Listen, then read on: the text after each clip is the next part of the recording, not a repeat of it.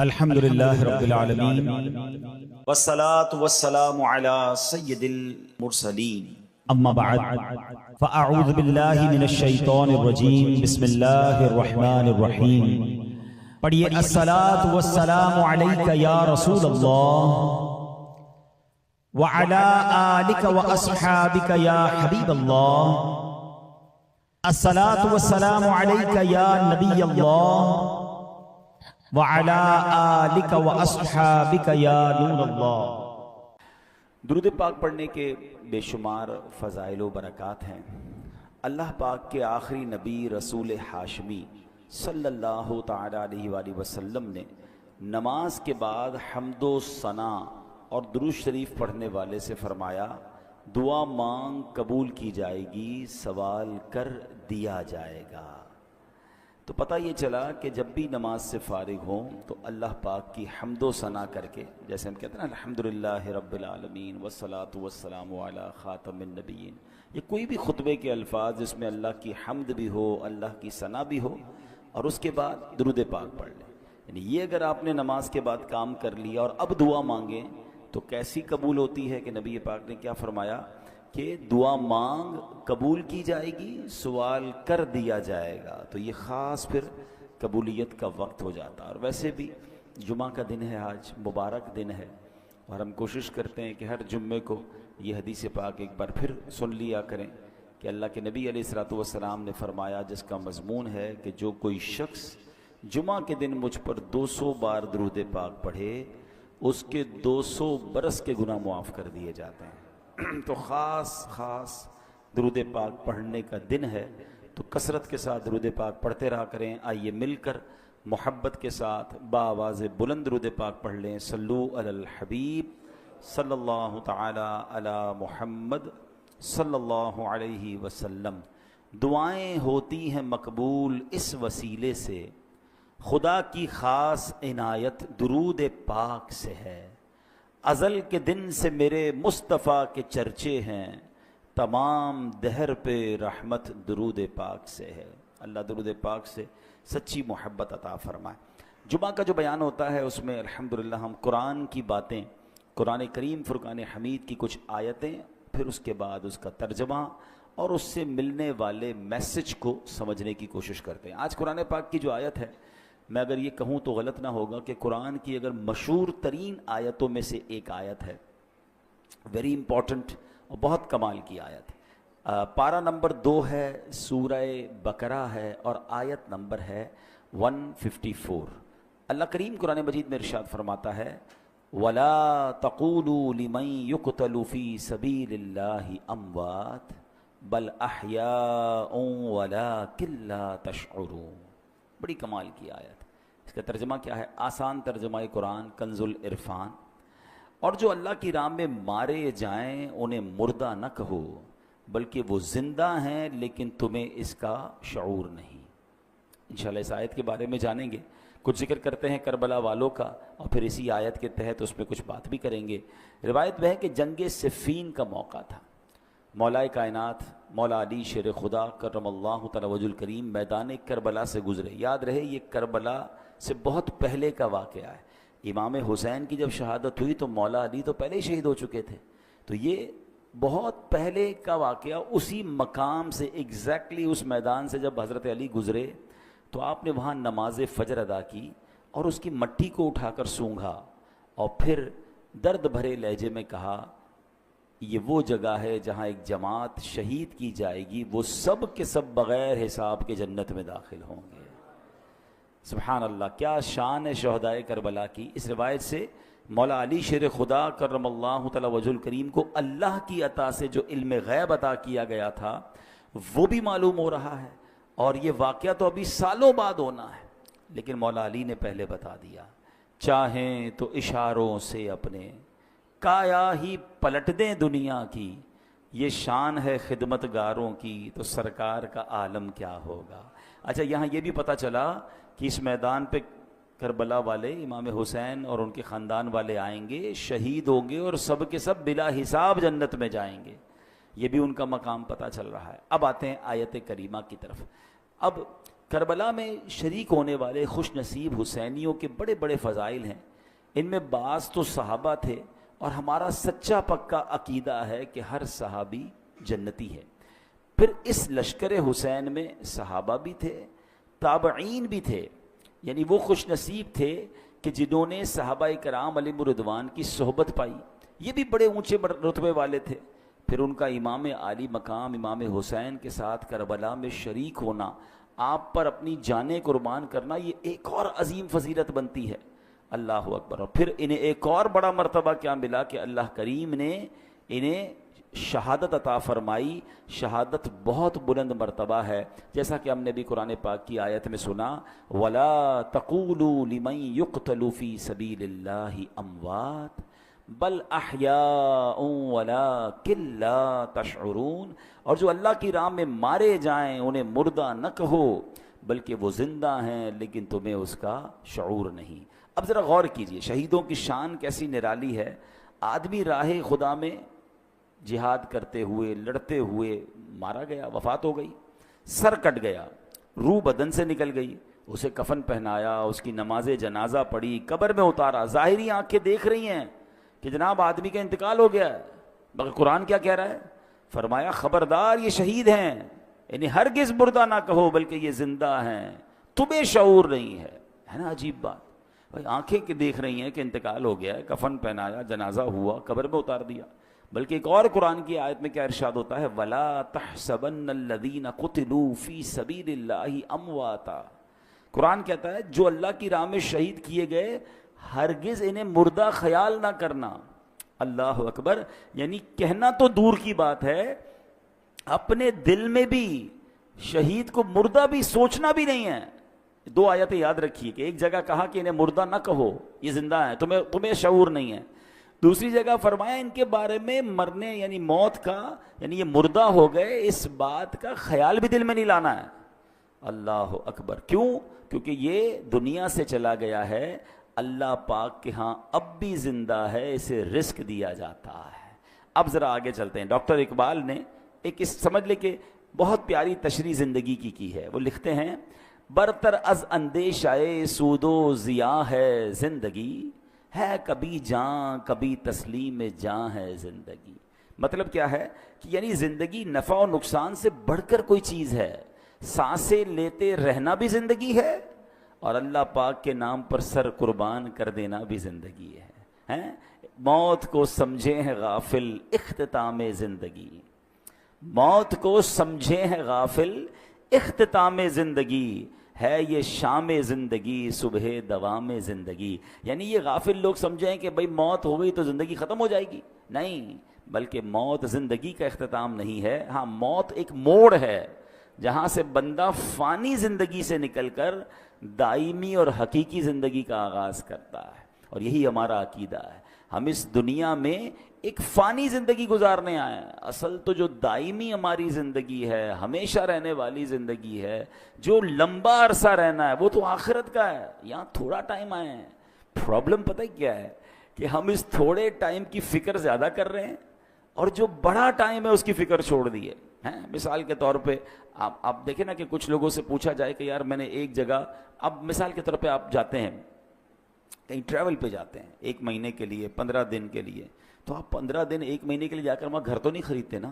آپ کرائے کا گھر لے لیں گے، آپ ہوٹل میں رہ لیں گے، ٹھیک ہے نا. 1-2 بیگ ساتھ لے جائیں گے، پورا گھر اٹھا کے تو نہیں لے جائیں گے. کیوں؟ آپ کہیں گے واپس تو یہیں آنا ہے نا. اصل تو میرا گھر یہ ہے، میں تو ٹریولر کی حیثیت سے، بندہ کرائے کے گھر میں زیادہ خرچ نہیں کرتا. کہتا ہے یار گھر کرائے کا ہے، اتنا سارا اس کے اوپر لگا دوں گا، میرا تھوڑی ہے، میرے تو چھوڑ کے چلے جانا ہے، کچھ عرصے کے لیے آیا ہوں. کراچی میں بھی کچھ لوگ ایسے ہوتے ہیں جو دیگر شہروں سے جاب کرنے آتے ہیں، کاروبار کرنے آتے ہیں، مگر اصل ان کا دھیان کیا ہوتا ہے کہ میری فیملی گاؤں میں ہے یا فلاں علاقے میں ہے، میں نے وہاں جانا ہے، میں نے گھر بھی بنانا ہے تو وہاں بنانا ہے، کیونکہ میرا مستقل ٹھکانہ یہ نہیں ہے. دنیا میں یہ ساری لاجک سمجھ آتی ہیں، مگر یہ کیوں نہیں سمجھ آتا کہ ایکچولی یہ پوری دنیا ہی میرا ٹھکانہ نہیں ہے. میں یہاں مسافر کی حیثیت سے ہوں. کوئی 50 سال کے لیے آیا ہے، کوئی 60 سال کے لیے آیا ہے، کوئی 70 سال کے بعد چلا جائے گا. ماں باپ کی دعا لگ گئی تو 80-100 سال اس کے بعد تو چلا ہی جائے گا نا. وہاں 25-50-100 سال کی کہانی نہیں ہے. ذرا سمجھیے، حضرت آدم سے لے کر آج تک لوگ قبروں میں جا رہے ہیں. کہاں ہیں وہ؟ بتائیے نا، کہاں ہیں؟ قبروں میں ہے نا. ہزاروں سال ہو گئے، ہزاروں سال سے قبر میں ہے کوئی بندہ، تو بتاؤ دنیا میں تو 60-70 سال رہا، قبر میں ہزاروں سال سے ہے، تو اس کا مطلب بڑا ٹھکانہ تو قبر تھا. گھر کی فکر زیادہ ہونی چاہیے تھی، قبر کی زیادہ ہونی چاہیے تھی. میں اور آپ مریں گے، وی ڈونٹ نو کہ کب تک قیامت آئے گی. بھائی پتہ نہیں 500 سال، 1000 سال، 2000 سال میں نے قبر میں رہنا ہے. اور قبر ایک باکس کا نام نہیں ہے. یہ غیر مسلموں کا عقیدہ ضرور ہوتا ہوگا کہ جناب بندہ قبر میں جائے اور اس کے بعد اس کا فنش سب ختم. نہیں، ہمارا ایمان ہے کہ قبر میں حساب سوال بھی ہوں گے، قبر میں جناب عذاب اور جزا ہوگی. نبی پاک علیہ الصلوۃ والسلام نے واضح طور پر فرمایا، میرا ایمان، میں نے کلمہ پڑھا اپنے نبی علیہ السلام کا، ان کا فرمان میرے لیے آخری دلیل. میرے آقا فرماتے ہیں جس کا مضمون ہے قبر 2 طرح کی ہوتی ہے. قبرستان جاتے ہیں نا، قبرستان میں اوپر سے قبریں ایک جیسی دکھتی ہیں. ہاں، وہ ایک جملہ ہے نا محاورہ، قبر کا حال مردہ جانتا. بالکل ٹھیک ہے. آپ مثال کے طور پہ ڈیفینس میں چلے جائیں یا کسی ایسی سوسائٹی میں جائیں کہ جس سوسائٹی میں سوسائٹی والوں نے ایک جیسے بنگلے بنائے ہوں، تو آپ کیا کہیں گے؟ یار بنگلے دیکھ کے تو پتہ ہی نہیں چلتا اندر امیر کون ہے غریب کون ہے. پاکستان میں تو خیر اب ہر اسٹائل کا گھر دیکھ کر اندازہ ہو جاتا ہے. اگر آپ یو کے جائیں یا بیرون ملک میں کئی ایسے ملک ہیں جہاں سب گھر ایک جیسے ہوتے ہیں، اندر رہنے والے کا پتہ ہی نہیں چلتا کہ اس میں سے امیر کون ہے غریب کون ہے، کیونکہ سب کے گھر ایک جیسے ہیں. بالکل اسی طرح قبرستان ہوتا ہے، سب کی قبریں اوپر سے ایک جیسی دکھتی ہیں، مگر ہمیں نہیں پتا کہ کس کی قبر میں عذاب ہو رہا ہے، کس کی قبر جنت کا باغ بنی ہوئی ہے. میرے نبی علیہ الصلوۃ والسلام نے فرمایا نا کہ قبر 2 طرح کی ہوتی ہے. دیر از نو تھرڈ آپشن. ہاں، ایک اور بات سمجھیے، کراچی کی بات کر لیتے ہیں. کراچی میں رہنے کے کتنے سارے آپشنز ہیں، کتنی ساری کیٹیگریز بنتی ہیں. اگر غور کریں، کچھ لوگ ہیں جو روڈ پہ سوتے ہیں، غریب ہیں بیچارے، گھر نہیں ہیں. ایسے بھی آپ کو لوگ کراچی میں ملیں گے. کچھ لوگ ہیں جو بیچارے جھونپڑیوں میں رہتے ہیں، ان سے اوپر ہیں مگر بہت غریب ہیں، بیچارے جھونپڑیاں بنا کے رہتے ہیں. اور اوپر جائیں تو کچھ لوگ ہوں گے جو غریب علاقوں میں رہتے ہیں، جس کو ہم لوور کلاس کہتے ہیں. ٹھیک ہے. پھر اس کے بعد اس سے تھوڑا سا بہتر علاقہ آ جائے گا تو اس کو لوور مڈل کلاس کہتے ہیں. ٹھیک ہے. پھر اس کے بعد مڈل کلاس کے علاقے آتے ہیں. اوپر چلیں تو اپر مڈل کلاس ہے. پھر اس کے بعد اپر کلاس ہے، اور آگے جائیں تو کہتے ہیں ایلیٹ کلاس ہے. یہ کتنے کیٹیگری بن گئی ہیں. کراچی میں میرے حساب سے 15 لاکھ کے گھر میں بھی کوئی رہتا ہے اور 150 کروڑ کے گھر میں بھی کوئی رہتا ہوگا. کتنا فرق ہے نا. تو کیٹیگریز ہیں، مگر قبر میں 2 ہی کیٹیگریز ہیں، یہ سمجھنا ہے. نبی پاک نے فرمایا 2 کے علاوہ تیسری نہیں ہے. 2 قبر 2 طرح کی ہوتی ہے. اب میں نے اور آپ نے چوز کرنا ہے اسی زندگی میں لائف اچھی گزار کر کے ان 2 میں سے کون سی کیٹیگری میں جانا ہے.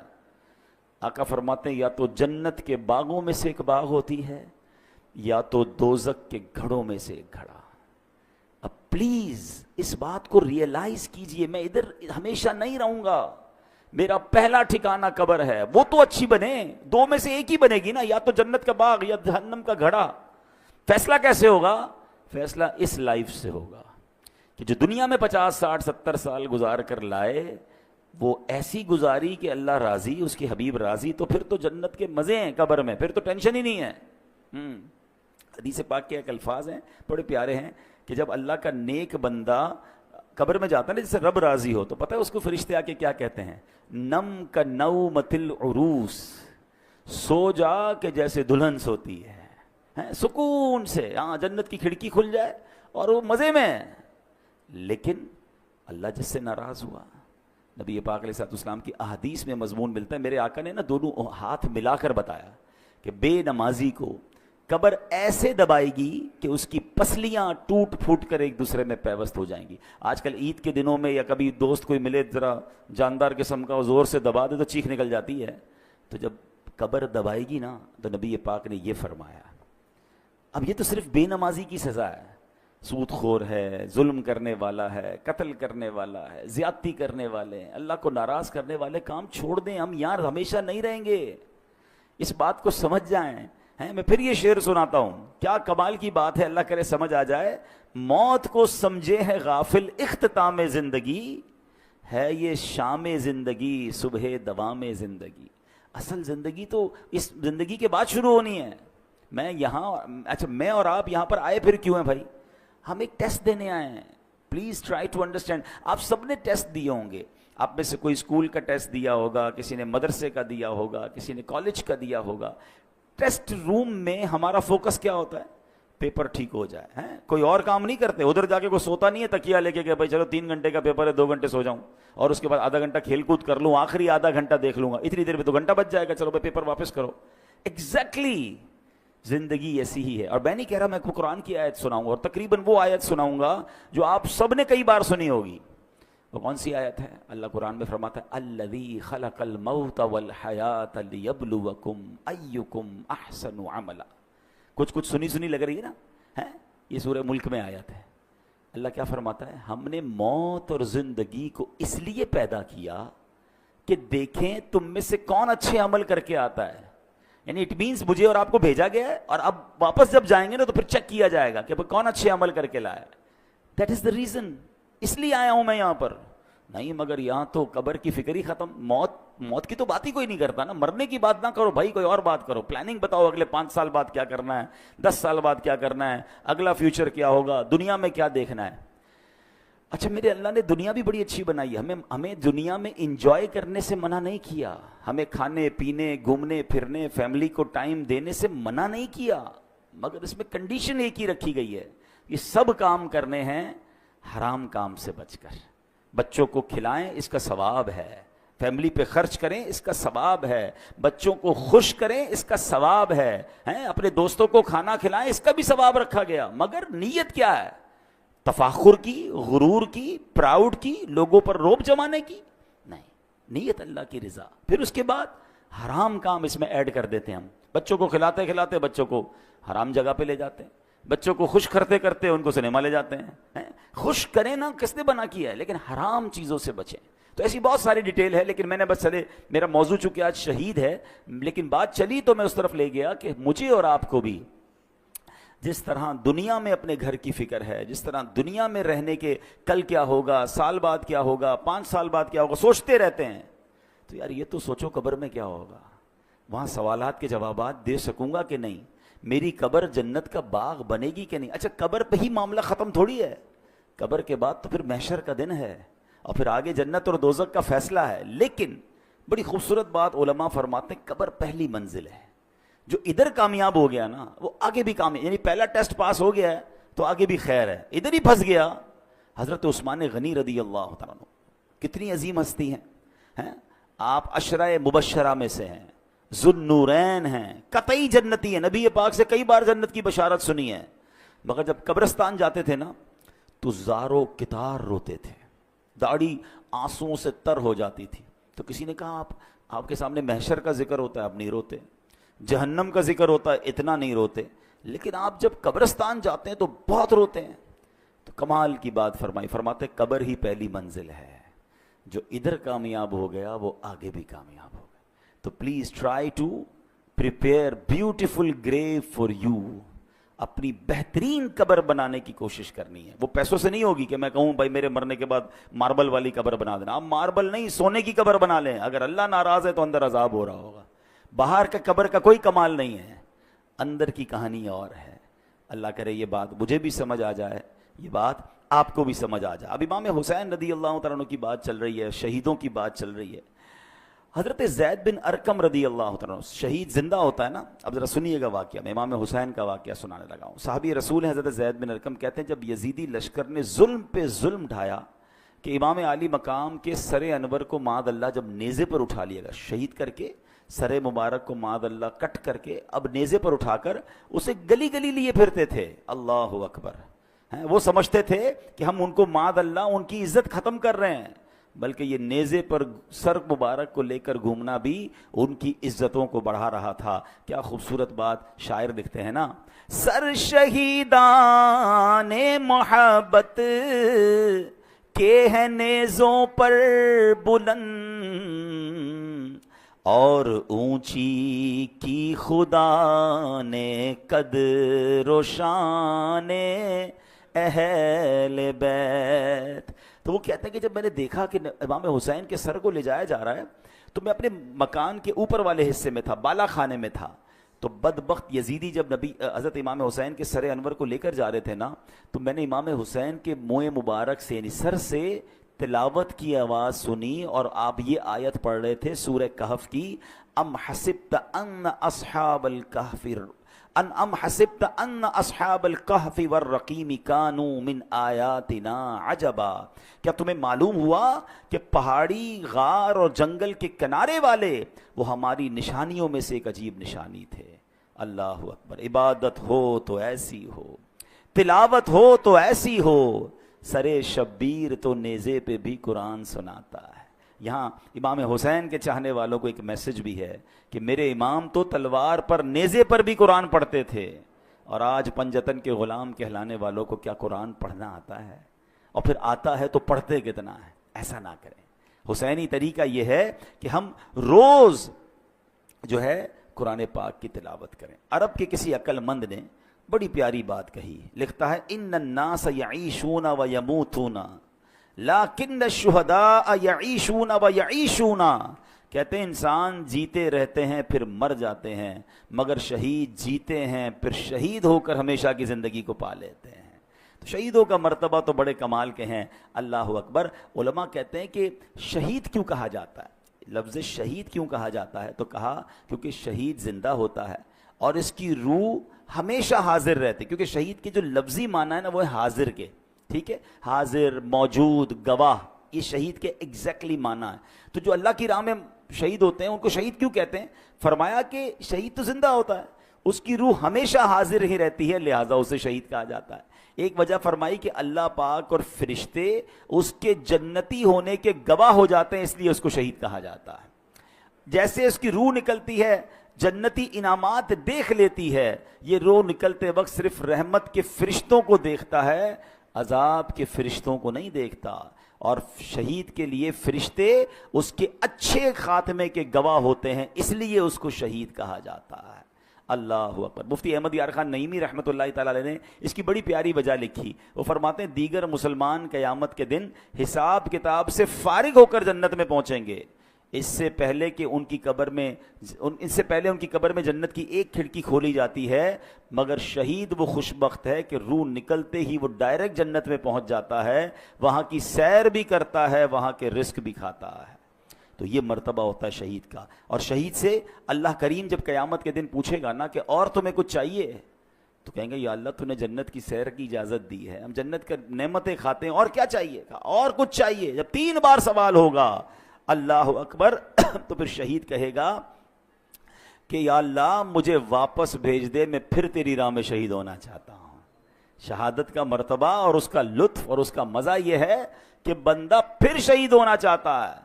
تو یہ ہے شہیدوں کا مرتبہ اور کمال۔ اے میرے پیارے اسلامی بھائیوں، اب نبی پاک علیہ الصلوۃ والسلام ایک بار منبر پر خطبہ ارشاد فرما رہے تھے۔ ایک صحابی حاضر ہوئے، یا رسول اللہ صلی اللہ علیہ وسلم، اگر میں ثواب کی امید پر راہ خدا میں لڑوں، بہادری بھی دکھاؤں، پیٹھ پھیر کر نہ بھاگوں، آخر شہید ہو جاؤں، تو کیا میرے سارے گناہ بخش دیے جائیں گے؟ فرمایا ہاں، تمہارے سارے گناہ بخش دیے جائیں گے، مگر قرض کی معافی نہیں ہوگی۔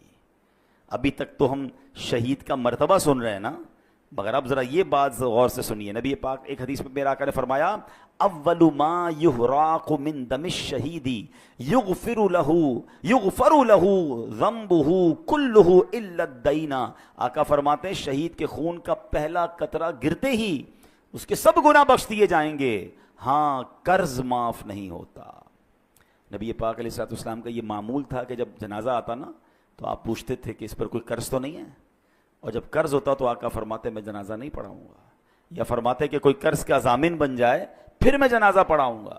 حالانکہ جس کے اوپر قرض ہو، اس کا انتقال ہو، اس کا جنازہ پڑھنا جائز ہے، مگر نبی پاک علیہ الصلوۃ والسلام اس کی اہمیت بیان کرنے کے لیے فرمایا کرتے تھے۔ تو نبی پاک نے ایک بار فرمایا، ایک جنازہ لایا گیا نا، حضرت انس بیان کرتے ہیں کہ نبی پاک علیہ الصلوۃ والسلام کی بارگاہ میں ایک جنازہ لایا گیا، تو پیارے آقا نے پوچھا کہ اس پر کوئی قرض ہے؟ لوگوں نے عرض کی جی ہاں یا رسول اللہ، اس پر قرض ہے۔ ارشاد فرمایا ایسے آدمی پر میرا جنازہ پڑھنا کیا فائدہ دے گا جس کی روح قرض کے بدلے اس کی قبر میں گروی رکھی ہوئی ہے، گروی رکھی ہوئی ہو اور آسمان کی طرف بلند نہ ہو۔ اگر تم میں سے کوئی اس کے قرض کا ضامن بنتا ہے تو میں اس کی نماز جنازہ پڑھا لیتا ہوں، کیونکہ میرا اس کی نماز جنازہ پڑھنا اسے نفع دے گا۔ یعنی قبر میں روح گروی رکھ دی جاتی ہے، آسمان کی طرف بلند نہیں ہوتی ہے اگر کوئی مقروض ہو کر مرتا ہے۔ اے میرے پیارے اسلامی بھائیوں، آج کتنا یہ چیز وبا عام ہو گئی ہے، لوگ لاکھوں روپے دبا لیتے ہیں۔ کاروباری لوگ مجھے سن رہے ہیں، بعد میں یہ بیان سنا جائے گا، کبھی بھی قرض نہ لیں، قرض کی کوشش کریں کہ آپ پر قرض ہی نہ آئے، لیکن اگر قرض لیں تو پھر اسے وقت پر ادا کریں۔ ہاں آج کل تو معاملہ ہی الگ ہے نا، قرض لیتے وقت بندہ اور ہوتا ہے اور لینے کے بعد انداز ہی بدل جاتا ہے۔ بندہ کہتا ہے یہ وہی آدمی تھا جس کو پیسے دیے، بڑی منتیں کر کے بڑی ریکویسٹ کر کے پیسے لیے تھے، اب پیسے لینے کے بعد نہ فون اٹھا رہا ہے نہ جواب دے رہا ہے، بیچارہ جس کے پیسے وہ دھکے کھا رہا ہے۔ یہ نہ کیا کریں۔ روایتوں میں آتا ہے اگر کسی نے کسی کی رقم دینی ہے اور پیسے ہوتے ہوئے نہیں دے رہا ہے، ایک تو نا کہ ختم ہو گیا، اس کی الگ ایک پوری تفصیل ہے، لیکن اگر اس کے پاس ایسا کچھ ہے کہ اپنا سامان بیچ کر اپنی تمام چیزیں بیچ کر قرض ادا کر سکتا ہے تو اس کو کرنا پڑے گا، ورنہ ہر لمحے گناہ گار ہو رہا ہے، اس کے گناہوں کا میٹر شروع ہو رہا ہے۔ تو کبھی بھی ایسا نہ کریں، قرض لیں تو اچھی نیتوں سے لیں، وقت سے پہلے لوٹائیں، پھنس گئے ہیں تو جواب تو دیں، رپلائی تو دیں، اس کے پاس جا کر معذرت کریں اس سے کہ بھائی میں پریشان ہوں، مجھے تھوڑا اور وقت دے دو، لیکن اب تو معاملہ ہی الگ ہے، بندہ ہی غائب ہو جاتا ہے۔ آج غائب ہو جاؤ گے پھر کیا ہوگا قبر میں؟ پتہ ہے قیامت کے دن ان پیسوں کے بدلے نیکیاں دینی پڑیں گی۔ وہاں پیسے نہیں ہوں گے کہ بھائی یا اللہ میں نے اس کے 2 لاکھ لیے تھے، محشر کے دن میں 2 لاکھ دے رہا ہوں، نہیں، وہاں چیک بک نہیں ہوگی۔ وہاں کیا ہوگا؟ روایتوں میں آتا ہے کہ جو اعلیٰ حضرت امام اہل سنت لکھتے ہیں کہ جو کسی کے 3 پیسے جان بوجھ کر دبا لے، 3 پیسوں کی ویلیو کیا ہے؟ آج کل تو لوگ پتہ نہیں کتنا زمینوں پہ قبضہ کر رہے ہیں، پیسے دبا رہے ہیں۔ فرمایا اسے قیامت کے دن 700 مقبول با جماعت نمازیں دینی پڑ جائیں گی۔ ایک طرف 3 پیسے ہوں گے، اس کے بدلے دینا کیا پڑے گا؟ 700، وہ بھی مقبول با جماعت نمازیں۔ جس نے کروڑوں کھائے ہیں، جس نے زمینوں پہ قبضہ کیا ہے، جو لوگوں کا پیسہ نہیں لوٹا رہا ہے، وہ کیا جواب دے گا قیامت؟ نبی پاک نے جنازہ پڑھانے سے منع فرما دیا۔ اے میرے پیارے اسلام بھائی، نبی پاک نے ارشاد فرمایا جن گناہوں سے اللہ پاک نے منع کیا ہے ان میں سے رب کریم کے نزدیک سب سے بڑا جرم یہ ہے کہ انسان قرض لے کر مرے جس کی ادائیگی کے لیے مال نہ چھوڑے۔ تو یہ نہ کیا کریں۔ ہاں اب ایک اور پرابلم، پیسے لیے کاروبار میں تو چلتا رہتا ہے، بھائی کسی کا کریڈٹ ہے، کسی کا ڈیٹ ہے، میں نے کسی کو پیسے دینے ہیں، کسی سے لینے ہیں، لیکن اس کو اچھی طریقے سے لکھت پڑھت کریں، وقت پر پیسے دیا کریں، اور اگر آپ کو لگتا ہے کہ ابھی جس کو دینے وہ نہیں مل رہا یا آگے پیچھے ہو گیا تو اس کو وصیت کر کے جائیں، اپنے بچوں کو بتا کر جائیں۔ کسی کا انتقال ہوتا ہے، اگلے لوگ پریشان ہو جاتے ہیں کہ یار اس نے کسی کو گھر میں بتایا نہیں میرے پیسے ہیں۔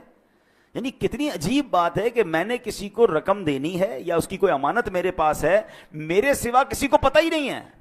یہ بہت بڑی بے وقوفی اور جہالت ہے جو عذاب قبر میں گرفتار کر سکتی ہے۔ بھائی اگر آپ کو کسی نے امانت دی ہے، کوئی رقم دی ہے، تو آپ لکھیں اس کو، اپنے بچوں کو بتائیں، اس کو بھی بتا دیں کہ بھائی مجھے کچھ ہو گیا تو یہ میرا بیٹا ہے، یہ میری فیملی ہے، تمہیں یہاں سے مل جائیں گے، تاکہ اس کو بھی تسلی ہو۔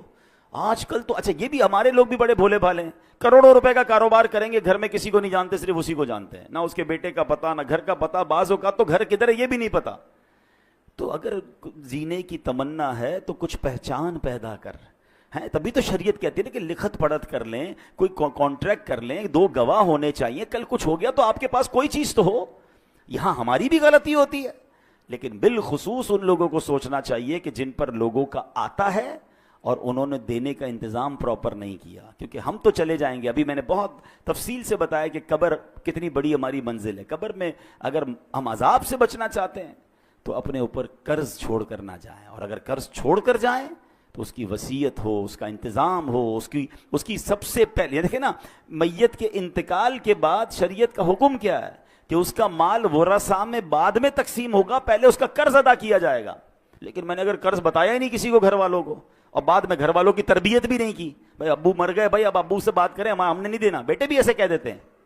ان بیٹوں کو بھی چاہیے، ان اولاد کو بھی چاہیے کہ اپنے باپ پر، مرحوم پر بوجھ نہ رکھیں قرض کا۔ کہ آپ نے حدیث پاک سن لی ہے کہ نبی پاک نے جنازہ پڑھانے سے انکار فرمایا، اس سے بڑی تنبیہ کیا ہو سکتی ہے؟ اللہ کرے کہ یہ بات ہمیں سمجھ آ جائے۔ ہم شہیدوں کے حوالے سے بات کر رہے تھے، اب یہاں پر ہم دیکھیں نا، آج کے دور میں تو جہاد کرنا، دشمن فوج سے لڑنا اسلامی ریاست میں پہلے فوج کا کام ہے۔ تو اللہ پاک ہمارے ان فوجی جوانوں کو سلامت رکھے جو ہماری سرحدوں کی حفاظت کرتے ہیں اور اللہ کی راہ میں شہید ہوتے ہیں، لیکن ہم کیسے شہید کا رتبہ پائیں؟ ہم تو سویلین ہیں، سبحان اللہ، ہمارا اسلام کتنا کمپلیٹ ہے. اب سنیے نبی پاک علیہ الصلوۃ والسلام نے کیا خوبصورت فرمایا، من سأل اللہ الشہادۃ مخلصا اعطاہ اللہ اجر شہید وان مات علی فراشہ. میرے آقا فرماتے ہیں مسند امام احمد کی حدیث کہ جو سچے دل سے شہادت کی دعا کرے وہ اگرچہ بستر پر ہی مر جائے اللہ پاک اسے شہیدوں والا ثواب عطا فرمائے گا. ہم دعا تو کر سکتے ہیں نا کہ اللہ مجھے شہادت والی موت عطا فرما. اچھا حضرت عمر فاروق رضی اللہ تعالیٰ عنہ کمال دیکھیں، آپ کی دعا کیا تھی، اللہم ارزقنا شہادتا فی سبیلک واجعل موتی فی بلد رسولک. اے اللہ مجھے شہادت والی تیری راہ میں موت بھی دے اور تیرے حبیب علیہ الصلوۃ والسلام کے شہر مدینے میں موت دے. اچھا اس زمانے میں صحابہ کرام حیران ہوتے تھے کہ حضرت عمر کیسی دعا کر رہے ہیں، مدینہ کیپٹل ہے، اس پر تو حملہ نہیں ہونا، ادھر تو فوج بھی ہے، چیزیں ہیں، یہاں کیسے شہادت ملے گی ان کو. یہ دعا کرتے رہتے تھے. اللہ نے کیسی دعا قبول کی کہ عین مدینہ پاک میں مسجد نبوی کے اندر مصلی رسول پر امام حضرت عمر فاروق نماز فجر پڑھا رہے ہیں. آپ جگہ تو دیکھیں، مسجد نبوی، نبی پاک کا مصلی اور فجر کی نماز کی امامت کر رہے ہیں، اور اس نماز کے اوپر آپ پر، نماز کے دوران آپ پر حملہ ہوتا ہے اور اللہ کریم آپ کو شہادت کا مرتبہ عطا فرماتا ہے. تمنا تھی نا، ہم تو یہ تمنا بھی نہیں کر رہے ہوتے. تو شہید، اگر شہادت کا رتبہ، ہم دعا کریں اللہ سے، اللہ پاک کریم ہے، ہمیں موقع مل سکتا ہے. اسی طرح بہت خوبصورت ایک حدیث ہے، حضرت عبداللہ ابن عمر سے روایت ہے کہ رسول ذیشان مکی مدنی سلطان صلی اللہ علیہ وسلم نے فرمایا جو چاشت کی نماز پڑھے، ہر مہینے 3 روزے رکھا کرے، سفر ہو یا حضر، یعنی سفر میں ہو یا گھر پہ ہو، کسی حال میں بھی نماز وطر نہ چھوڑے، اس کے لیے شہید والا ثواب لکھ دیا جاتا ہے. تو یہ 3 کام غور کر سن لیں کہ چاشت کی نماز. اچھا اشراق اور چاشت بہت پیاری نمازیں ہیں، بڑے اس کے فضائل ہیں، اور یہ ہم کب پڑھ سکتے ہیں، جب فجر کا وقت ختم ہوتا ہے نا، آپ ٹائم ٹیبل پہ دیکھ سکتے ہیں، اس کے 20 منٹ گزرنے کے بعد آپ اشراق اور چاشت کے نوافل پڑھ سکتے ہیں. اس کے کم از کم 2 رکعتیں پڑھ لیں، زیادہ بھی پڑھ سکتے ہیں. اور سبحان اللہ اشراق و چاشت کی بڑی فضیلتیں ہیں. اور پھر یہ جو ہر مہینے 3 روزے رکھنے ہیں، اس میں اچھا یہ ہے کہ ایام 20 کے روزے رکھ لیے جائیں. ہر اسلامی تاریخ کی 13، 14، 15 تاریخ کو ایام 20 کہا جاتا ہے. ان دنوں میں اگر آپ روزے رکھ لیں گے انشاءاللہ تو سبحان اللہ یہ سنت کی ادائیگی کی نیت سے پیر کا روزہ بھی رکھ سکتے ہیں. تو یہ 3 روزے اگر اللہ کرے ہماری عادت بن جائے تو شہادت کا مرتبہ مل رہا ہے، تو اور کیا چاہیے. حضرت ابو قتادہ انصاری رضی اللہ تعالیٰ عنہ فرماتے ہیں نبی پاک علیہ الصلوۃ والسلام سے ہر پیر کے روزے کے بارے میں عرض کیا گیا کہ حضور آپ پیر کا روزہ رکھا کرتے ہیں، تو ارشاد فرمایا اسی دن میری ولادت ہوئی اور اسی دن مجھ پر وحی نازل ہوئی تھی. تو بہرحال اللہ کریم ہمیں ان نیکیوں پر عمل کرنے کی توفیق عطا فرمائے. اور آج جو ہم نے شہادت کے بارے میں سنا، اس کے بارے میں بھی، پھر قبر کے بارے میں ہم نے سنا کہ قبر کی تیاری کیسے کرنی ہے، پھر ہم نے قرض کے بارے میں سنا کہ قرض کے معاملات پر کتنا خیال رکھنا ہے. زندگی کا ایک اصول بنا لیں کہ میرے اوپر، میری ذات پر کسی کا کچھ رہ نہ جائے، جو بھی ہے ڈھونڈ کر تلاش کر کے اس کو پہنچائیں. دیر ہو گئی ہے تو معافی دنیا میں مانگ لیں، کیونکہ آخرت میں ہم حساب نہیں کر سکیں گے. اور ہم نے ایک اور چیز دیکھی ہے کہ جس کسی نے کسی کے پیسے کھائے ہیں، مال دبایا ہے، دنیا میں بھی اسے برباد ہوتے دیکھا ہے. اور جس کا کھایا گیا ہے نا، ہم نے حیرت انگیز طور پر ایسا دیکھا ہے کہ اللہ نے اس سے زیادہ اسے عطا فرما دیا ہے. تو مظلوم کی مدد غیب سے ہوتی ہے، ظالم برباد ہوتا ہے. اللہ ہمیں یہ سوچ نصیب فرمائے. اور یہاں پر ایک آخری بات کر کے اپنی گفتگو ختم کرتا ہوں کہ ہم نے قرآن کی آیت سے اپنے بیان کو شروع کیا تھا کہ اللہ کی راہ میں شہید ہونے والے کو مردہ نہ کہو، تمہیں شعور نہیں ہے وہ اللہ کی بارگاہ میں زندہ ہیں. تو اب ذرا ٹیکنیکلی اور لاجیکلی سمجھ لیں کہ اگر کسی نبی کا امتی شہید ہو جائے، ٹھیک ہے، وہ شہید ہو جائے تو وہ اللہ کی بارگاہ میں زندہ ہے، تو پھر نبی کی جو زندگی ہے اس کا عالم کیا ہوگا. وہ تو اس امت کے بھی آقا ہیں. تو سبحان اللہ احادیث میں بھی یہ مضمون ملتا ہے کہ اللہ نے زمین پر حرام قرار دیا ہے کہ وہ انبیاء کے جسموں کو کھائے. انبیاء حیات ہوتے ہیں اور وہاں انہیں رزق دیا جاتا ہے. یہ کمال ہے اللہ کی عطاؤں سے. تو بہرحال آج قرآن و حدیث کے ذریعے ہم نے یہ شہید کے فضائل سنے ہیں. اللہ کریم ہمیں بھی ایمان اور عافیت کے ساتھ اے کاش مدینہ منورہ میں شہادت کی موت نصیب فرمائے. آئیے حضرت عمر فاروق اعظم رضی اللہ تعالیٰ عنہ کی اسی دعا پر اپنے بیان کو اختتام سلام کرتے ہیں. آپ چاہیں تو مل کر آمین کہہ دیجئے گا. اللہم ارزقنا شہادتن فی سبیلک واجعل موتنا فی بلد حبیبک